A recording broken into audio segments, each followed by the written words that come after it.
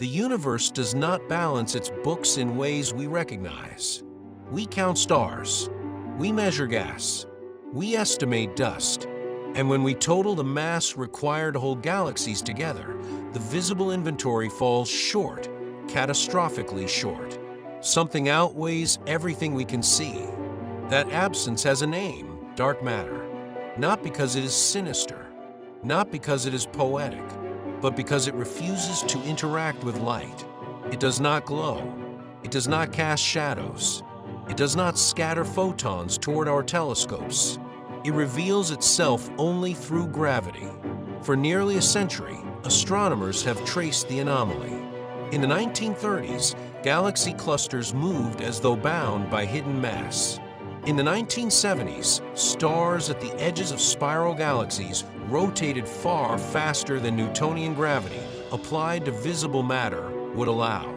Later, precise maps of the cosmic microwave background showed ripples whose growth required an unseen gravitational partner. The pattern became unavoidable. The cosmos is dominated by something invisible. Enter the James Webb Space Telescope. Webb was not launched to hunt dark matter particles directly. It carries no trap for exotic matter, no detector for weakly interacting particles. Instead, it observes the luminous universe with unprecedented clarity, peering back more than 13 billion years into the era when the first galaxies assembled. And in doing so, it studies dark matter indirectly by studying its consequences. Dark matter is thought to form halos, vast gravitational wells that emerged from tiny fluctuations in the early universe. After the Big Bang, matter was nearly uniform, but not perfectly so. Slight overdensities grew under gravity. Dark matter, being unaffected by radiation pressure, began clumping first. Ordinary matter followed, falling into those invisible wells. Galaxies were born inside shadows. Webb's deep field images capture galaxies so distant their light began traveling when the universe was only a few 100 million years old. According to standard cosmology, these early systems should be small, irregular, just beginning to assemble. Some are, but some appear unexpectedly massive, structured, luminous, mature beyond expectation. If galaxies formed earlier or faster than predicted, then either dark matter clumped more efficiently than our models allow, or our understanding of early star formation is incomplete. Each early galaxy becomes a test of the scaffolding. Webb's infrared sensitivity is critical here. As the universe expands, light from distant galaxies stretches into longer wavelengths. What began as ultraviolet starlight arrives as infrared. Without infrared vision, the earliest chapters of cosmic history remain unreadable.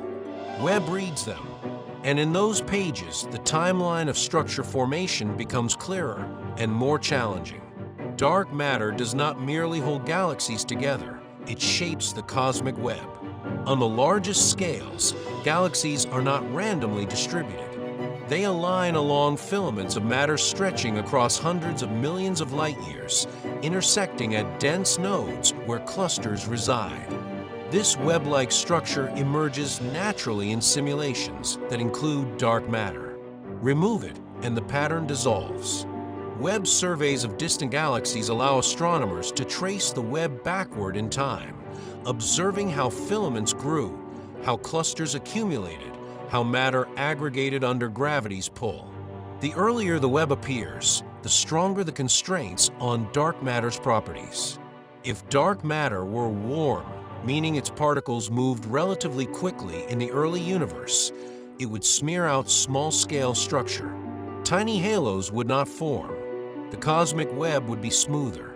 If it is cold, moving slowly, it clumps efficiently, producing abundant small halos. Webb's observations of faint dwarf galaxies and subtle lensing distortions help discriminate between these possibilities. Gravitational lensing, in particular, has become one of Webb's most powerful tools. When massive galaxy clusters lie between us and more distant objects, their gravity bends and magnifies background light. The resulting arcs and stretched images encode information about the cluster's total mass distribution. Not just visible mass, total mass. Webb's precision allows astronomers to map dark matter with remarkable detail, detecting subhalos embedded within larger halos, invisible clumps influencing the path of light. These substructures are predictions of cold dark matter theory. Their presence or absence matters. Each arc of distorted light is a measurement of something we cannot see. But the story deepens. Dark matter also influenced the very first stars, the so-called population 3 stars that ignited from pristine hydrogen and helium. These stars formed within dark matter halos, their birth dependent on the gravitational wells provided by invisible mass. Webb searches for signatures of these primordial systems. If the earliest stars formed earlier than expected, it implies that dark matter halos assembled rapidly. If later, perhaps the process was delayed by factors we do not yet understand. Every observation tightens the window. Yet anomalies persist. Some galaxies seem too massive for their cosmic age. Some clusters appear denser. Some rotation curves in nearby galaxies show subtle tensions with simulations. None of these discrepancies overturn the model, but together they create friction. Dark matter remains the best explanation. But best does not mean complete. There are alternative ideas. Modified gravity theories suggest that perhaps gravity behaves differently on galactic scales. Perhaps the law we apply, tested primarily within the solar system, requires adjustment in low acceleration regimes. Webb cannot directly rewrite gravity, but it can expose inconsistencies. If modified gravity were correct, certain patterns of lensing and galaxy clustering would deviate systematically from dark matter predictions. So far, dark matter remains more consistent across scales, from galaxies to clusters to the cosmic microwave background. Yet the search for particles continues underground, in accelerators, in detectors buried beneath mountains. They remain silent. The missing dark matter puzzle is therefore twofold. Astrophysics insists it exists. Particle physics has yet to confirm it. Webb operates at the intersection of these domains, refining the astrophysical side of the equation. By improving mass estimates of distant galaxies, measuring star formation rates in the early universe, and mapping gravitational lensing with extraordinary clarity, it narrows the parameter space. Dark matter must behave within tighter constraints. It cannot be too hot. It cannot interact too strongly with itself. It cannot decay too quickly, or the structures Webb sees would not exist. In this way, Webb transforms speculation into boundary conditions. The universe becomes an experiment conducted on the largest possible scale. We cannot isolate dark matter in a laboratory, but we can observe its fingerprints across billions of light years. The terrifying implication is not that dark matter is elusive, is that it dominates. Ordinary matter, the atoms in stars, planets, oceans, and bodies, constitutes only about 5% of the universe's total energy density. Dark matter accounts for roughly 27%. The rest is dark energy, another mystery accelerating cosmic expansion. We are made of the minority component. Webb's gaze into deep time reinforces this perspective.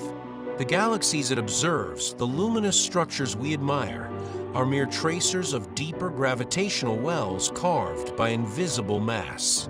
Light outlines darkness, and darkness determines form. The universe's missing dark matter puzzle is not simply a gap waiting to be filled by a particle discovery. It is a confrontation with scale and invisibility. Most of what shapes reality does not interact with our senses. It does not glow for our benefit. It bends light silently, holds galaxies intact, sculpts the cosmic web, and remains undetected in every conventional sense. Webb does not solve this mystery outright. It sharpens it. With every ancient galaxy observed, Every gravitational arc mapped, every cluster weighed, the outline of dark matter becomes clearer, even as its substance remains unknown. The paradox grows more precise. We know how much of it there must be. We know where it must reside. We know how it must behave gravitationally, but we do not know what it is. And so the James Webb Space Telescope continues to look backward, toward the dawn of galaxies, toward the first gravitational wells, toward the moment when structure first emerged from near uniformity.